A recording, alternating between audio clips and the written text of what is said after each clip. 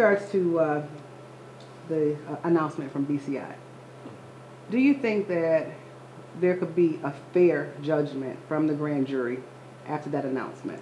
Well, the Attorney General DeWine actually raises significant issues about whether the system is already, the process is already somewhat tainted. What I mean by that, what was supposed to happen is that they were supposed to, they being the Attorney General's office and BCI, was supposed to give a written report to County Prosecutor McGinty, and he was supposed to, at that point, quietly review everything and determine what type of case he would take to the grand jury. By AG DeWine speaking out, by Prosecutor McGinty being involved with that, it raises the question of whether McGinty is neutral. And so I think questions are raised. That's why myself and a number of folks have called on for him to appoint a special prosecutor. And for me, I had to say that once he got involved with that news conference. So it does raise a question for the criminal review. You know, there's administrative review that is being done. But as far as criminal, there is a question of raising of whether it's tainted or not. So the proper procedure would have been for them to do what? Once they gathered their information? Well, they were invited initially, they being Attorney General DeWine.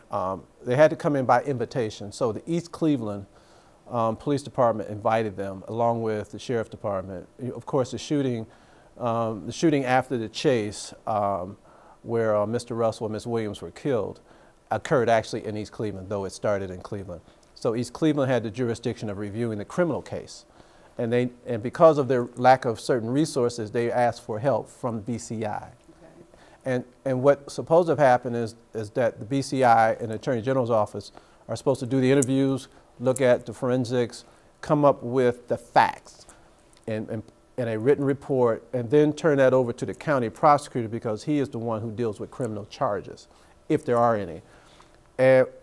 But Attorney General DeWine went one step further and decided to give us his opinion about the system and what have you, which I believe is premature. If we wanted his opinion, it would be after charges are filed or not filed, and after the administrative review is completed. Then City Council looks at all of it, and at that point we could have brought Attorney General DeWine, should we chose to do it, to give us his opinion. But it was premature.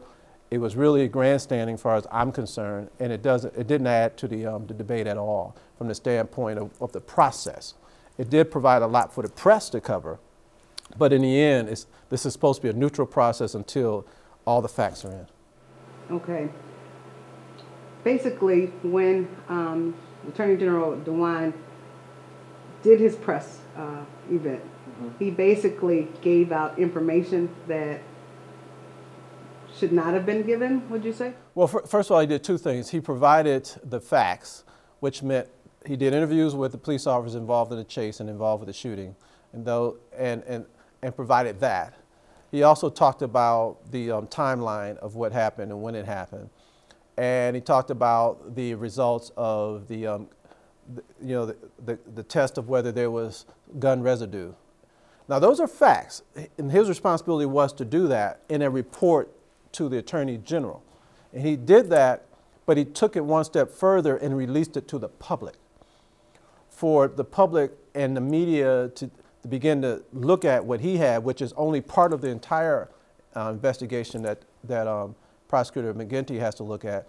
But by putting it out in the public this early, it creates already this unnecessary dialogue, because we have to wait for the criminal justice system to work its way through.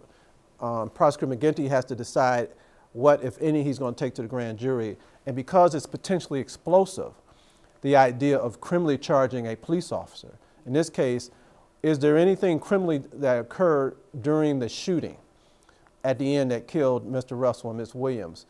Some folks will say to you, because of the volume of bullets, because of the way it happened, many of them believing there was a gun when there wasn't a gun, some saying they saw a gun when they actually now are saying they didn't see a gun, the way they didn't go about the proper procedures when it came to the chase. When you add all that up, do you really need to have that dialogue now before Prosecutor McGinty or a special prosecutor finish his work? I think not. And under the normal circumstances, silence is supposed to be the best approach until we get to that question. Now, we do have the silence on the other side. I want to really say that. Chief Michael McGrath and Mayor Frank Jackson have made it clear that they are going to stay neutral, that they are going to stay quiet, that they're going to go through the administrative review and look at every police officer's role in the chase and in the use of deadly force. And they will determine whether there was administrative rules. They don't do the criminal. That's the prosecutor. They do the administrative rules.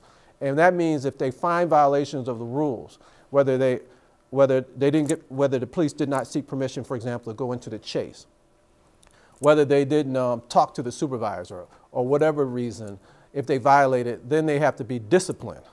And discipline can be a one-day suspension all the way up to being fired. And so they don't want to taint that process. So they did not respond to the accusations by AG DeWine, such as what he said about Chief McGrath's leadership, which I thought was a cheap shot, and I had to speak out against that. But to Chief McGrath's benefit, he kept it professional.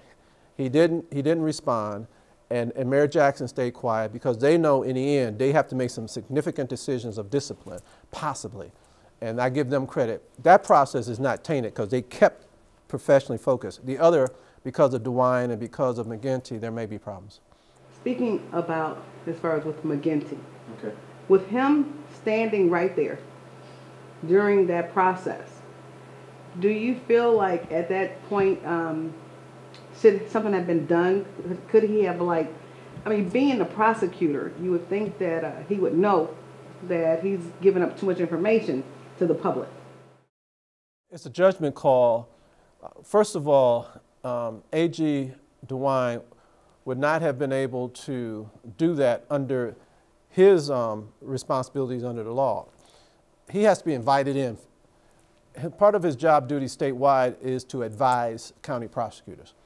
So if Prosecutor McGinty did not want the report to be released, it could not have been released because the AG has to follow what the local prosecutor says. So the AG McGinty obviously signed off on it. Now maybe it's hard for someone to say no to the AG of the state, the Attorney General.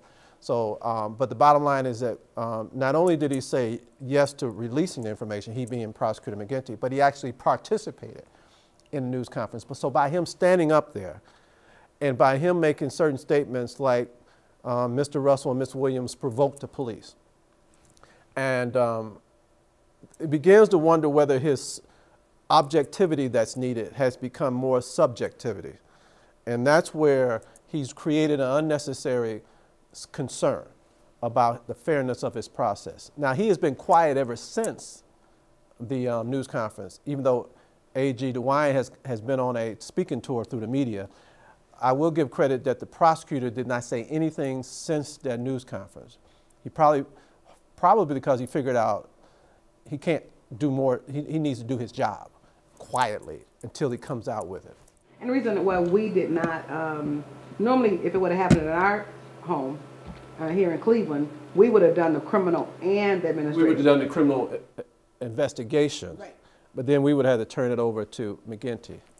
Whereas our administration, we do the investigation and then we do the discipline. When it comes to felony consideration, it is strictly county prosecutor who makes the determination of whether felony charges are assessed. Now, we have the ability through our city prosecutor to do misdemeanor charges. So if these were misdemeanor, then we would turn it over to our city prosecutor. But because these are potentially, you're talking about manslaughter or murder or whatever you want to call it, negligent homicide, because all of that are felony levels, that goes to the county prosecutor. The city prosecutor doesn't do anything when it comes to felony. That's why when you see TV a lot of times, you'll see someone go in front of a municipal judge and they say they're binding them over. What that means is that the municipal judge will initially hear a case involving a felony, potential felony, but then after they hear it and the guy or lady gives their either they're guilty, not guilty, no contest plea, then they shift it over to the county system. And not a lot of people recognize that no matter whether if a deadly force occurs in Cleveland, the county prosecutor is the one who decides whether a police officer is going to be charged or not be charged. But we do the investigation. Right. But you know what? One thing that sort of puzzles me is why do you think that all this is falling on the chief and the mayor? Like, why wouldn't people see that it is, as you said, tainted, you know, from that press conference? It was so obvious. Well, the chief was brought into it. The questioning of the chief's leadership was actually brought in by the Attorney General DeWine, because his assessment was that there was a total systematic breakdown, and the persons over the system are the leadership, and that is the chief and director, Marty Flask, and the mayor. The problem with that assessment is that we all disagree with it. We feel that the system is there because there are clear procedures and processes and procedures, but it's up to the individuals within the system to adhere to them. So when they violate rules and regulations, that's when they are assessed, just like anybody in the city, for example, are assessed from a disciplinary standpoint. Mike DeWine went too far. He gave opinion when it was premature, and it's an opinion that we don't agree with. Now, we do believe that in the end, City Council will look at it all.